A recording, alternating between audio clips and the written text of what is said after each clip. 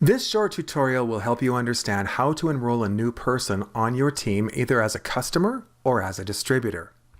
The method that I like best is to send that person to my marketing website, www.myrainlife.com/ whatever word I've chosen as the distinguishing word, and allow them to enroll themselves. That way they learn the process and they can teach other people how to do the same thing, so it becomes duplicable. I can also enroll the person myself in my online back office by putting the information in myself. In either case, I like to be on the phone with the person who's enrolling as they're enrolling so that I can answer any questions as they come up. So let's show you how someone would enroll on your marketing website.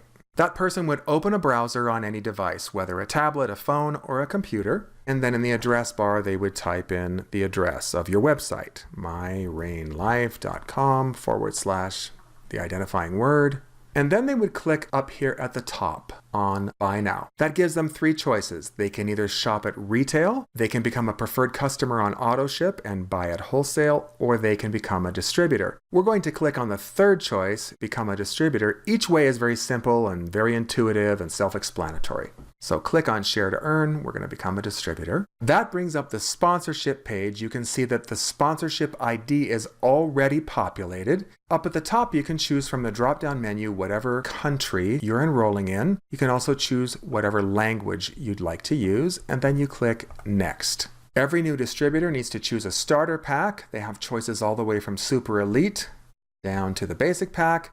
Let's say that this person is enrolling with an Elite pack. They click Select. It becomes highlighted in blue. They scroll to the bottom of the page and they click Next. Would you like any additional products with your order? In this case, we're just going to say no and click Next.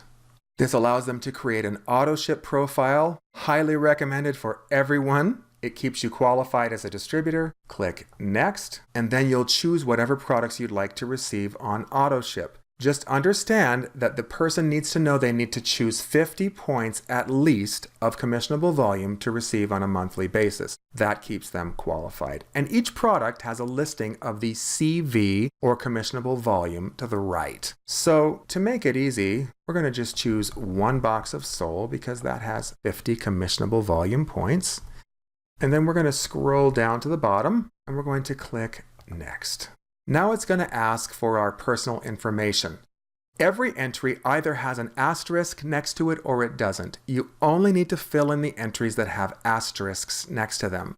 So the name, and now we're going to choose the birthday. This guy was born on the 1st of January of, let's say, 1971. Now we need to put in the tax ID, so that's your social security number. If the person asks why you need it, you have to remind them they're starting a business. The company is going to pay them, so they need to provide their tax ID number. So for the purposes of just getting past this screen, we're going to put in a fake one. Please don't do that yourself. And then we're going to scroll down to the next box that's required and type in this person's email. It's auto-populating because I have used this guy before. Leave this checked, receive information emails from the company. That's important so that the person can stay in the know. And then provide whatever phone numbers you'd like. The only phone number you have to provide is one. And even though it says home phone number, you could type in the cell phone number there. Next, the person will create a password. This will be the password for their own back office. So they just need to choose that. And then they're going to choose a site name. Now what this is them setting up their own personal website. So all they need to type in the box is whatever will come after the /. Don't type in www.myrainlife.com. The only thing you type in is what comes after the /. Make sure that the shipping name is there, all of the other information that's required, the address, etc., the shipping phone number. Then scroll to the bottom and agree to the privacy policies and policies and procedures of the company. Then click Next. This shows you how much the shipping will be for that package. And I chose Utah, so it varies by whatever state. Now we're going to click Next. And it will give us a summary of what we've ordered. So it lists all the different products, the quantities of each product. It tells you the shipping cost and the tax in that state. Click Next again. Now it's going to allow us to enter the credit card information. It's assuming that the credit card information has the same address as the shipping address. If you don't need to change it, don't. And then you just type in the credit card number, the CV number, that's the security code on the card, and choose the expiration date. The last thing you do is click complete. That's it. The person is now enrolled as a new distributor in your organization. Now let's show you how to enroll somebody yourself in your back office. Open a browser and then type in myrainoffice.com. Hit enter and type in your ID and the password. Once you're in your back office, just go to the dashboard and choose either Enroll a New Distributor, Enroll a New Customer, or Enroll a Retail Customer. You'll walk through the same process. Just fill in everything that has an asterisk next to it, agree to the policies and procedures, all of that stuff, and just go through the same steps. You can also be very strategic about where you enroll the person. Whatever method you use, whether you place somebody personally in your back office or whether you allow them to enroll themselves on your replicating website, the system needs to know where do you want that person placed. You can create a default placement through your back office so that the system knows every time where to place that person. What I recommend is that you put them in what's called the holding tank. I'll show you how to do that.